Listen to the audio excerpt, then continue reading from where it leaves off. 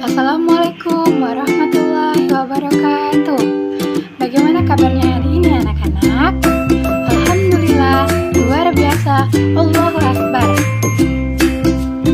Baiklah, apakah dari teman sekelas kalian ada yang tidak masuk? Baiklah, sepertinya tidak ada. Sebelum kita memulai pelajaran pada pagi hari ini, ada baiknya kita berdoa dulu. Berdoa mulai. Bismillahirrahmanirrahim. Rabbi shrahli sadri wa yassirli amri wahlul 'uqdatam min lisani yafqahu qawli. Rabbi zidni ilma warzuqni fahma.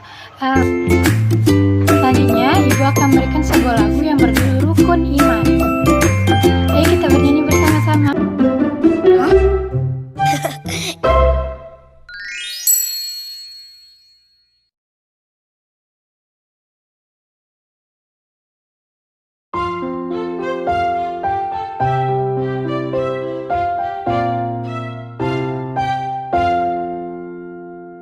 Hai kawanku, akan kabarkan tentang rukun iman.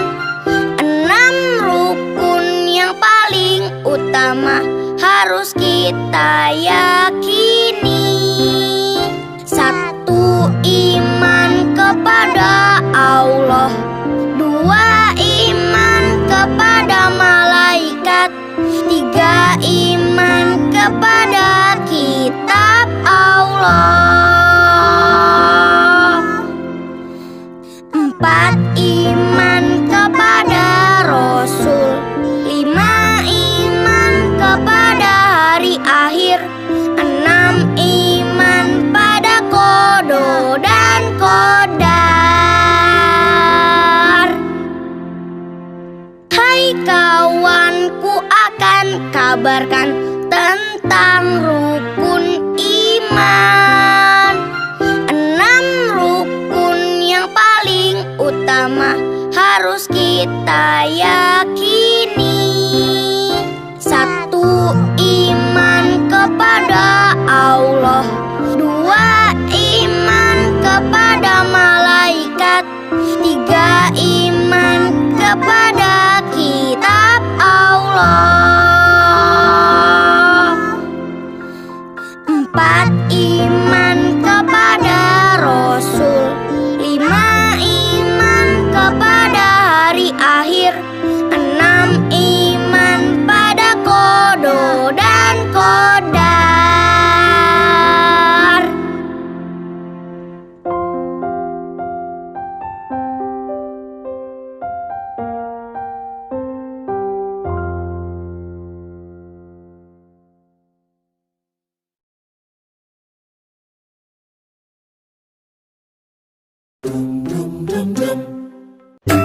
Tadi rukun iman ada 6. Yang pertama, percaya kepada Allah.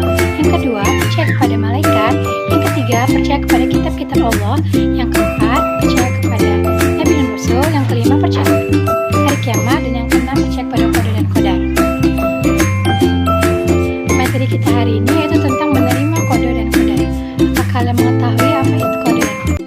Qada adalah keputusan atau ketetapan terhadap suatu ketentuan yang telah ditetapkan oleh Allah Subhanahu wa Ta'ala bagi makhluknya. Qada dan qadar tidak dapat diubah dan tidak dapat ditunda atau dimundurkan. Sebagaimana dijelaskan dalam Quran surah Al-Hadid ayat 22 yang berbunyi, Bismillahirrahmanirrahim. Ma asaba bim musibatin fil ardi wala fi anfusikum illa fi kitabim min qabli an nabra'aha inna dzalika 'alallahi yasir. yang artinya setiap bencana yang menimpa di bumi dan yang menimpa dirimu sendiri semuanya telah tertulis dalam kitab Lauh Mahfuz sebelum kami mewujudkannya. Sungguh yang demikian itu mudah bagi Allah. Quran Surat Al-Hadid ayat 22.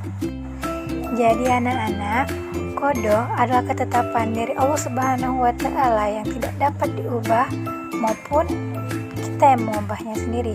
Semuanya hanya milik Allah. Selanjutnya, berikut adalah contoh dari qada. Yang pertama adalah matahari yang terbit dari timur dan tenggelam di barat. Itu adalah termasuk Quran Allah yang tidak dapat kita ubah. Yang kedua, ada orang yang meninggal. Kematian hanya Allah Subhanahu wa Ta'ala yang tahu kapan itu akan terjadi, dan itu termasuk ke dalam qada. Tidak dapat kita ubah dan tidak dapat kita tentukan sendiri. Selanjutnya ada tata surya. Letak antara matahari dan planet-planet yang ada di luar angkasa, semuanya adalah ketetapan dari Allah Subhanahu wa Ta'ala yang tidak dapat diubah, dan itu termasuk qada. Jadi, sampai sini apakah kalian sudah memahami apa itu qada dan bagaimana tentang contohnya anak-anak? Selanjutnya, Ibu akan memberikan contoh dari hikmah menerima qada. Yang pertama, datang ke sekolah atau kegiatan lainnya dengan tepat waktu. Yang kedua, memanfaatkan waktu untuk belajar dan hal lain yang positif. Yang ketiga, menerima berapapun uang jajan yang diberikan orang tua. Yang keempat, tidak bersikap sombong di rumah, di sekolah, atau di lingkungan masyarakat. Yang kelima, berhati-hati jika berada di tempat keramaian atau di jalan raya yang padat kendaraan. Yang keenam, bertanggung jawab atas tugas yang diberikan kepada kita. Dan yang terakhir, yaitu sopan dan santun dan rendah hati dalam bersikap dimanapun kita berada. Memahami makna dari qadar. Qadar atau takdir adalah segala ketentuan Allah Subhanahu wa Ta'ala yang telah berlaku terhadap semua makhluknya. Namun, qadar dapat diubah dengan usaha manusia atau ikhtiar. Ikhtiar artinya usaha manusia untuk memenuhi kebutuhan dalam hidupnya. Sesuatu itu terjadi atau tidak terjadi pasti ada sebabnya. Kita bekerja keras sehingga berhasil dan sukses.